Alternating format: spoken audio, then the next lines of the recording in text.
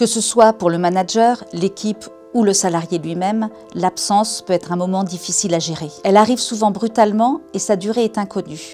Il faut savoir garder le contact tout en composant avec les aléas de la maladie. Retrouvons les témoignages des salariés de la Mutuelle Générale.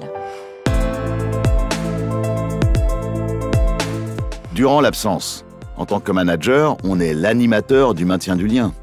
Mais chaque personne de l'équipe y contribue et le contact de chacun auprès du salarié a la même valeur. Une des conséquences physiques de la maladie, c'est une fatigue non maîtrisable. Parfois, vos batteries se déchargent très lentement et d'autres jours, elles sont à plat en quelques heures. Vous ne pouvez ni l'anticiper, ni l'empêcher. Même si les messages et les appels des collègues sont importants, il faut accepter qu'il y a des jours où on n'est pas capable d'y répondre. Pour éviter la sursollicitation, on s'organise au sein de l'équipe et on se donne des nouvelles.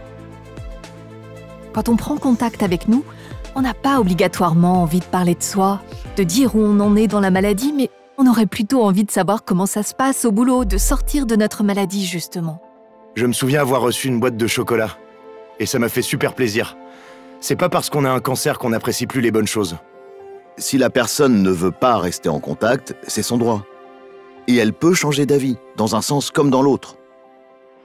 Lors des contacts avec la personne malade et absente, il faut tenir compte de 2 facteurs importants. Le premier, c'est la fatigue et l'état de santé, qui font que l'on n'a pas toujours la capacité de répondre favorablement aux sollicitations.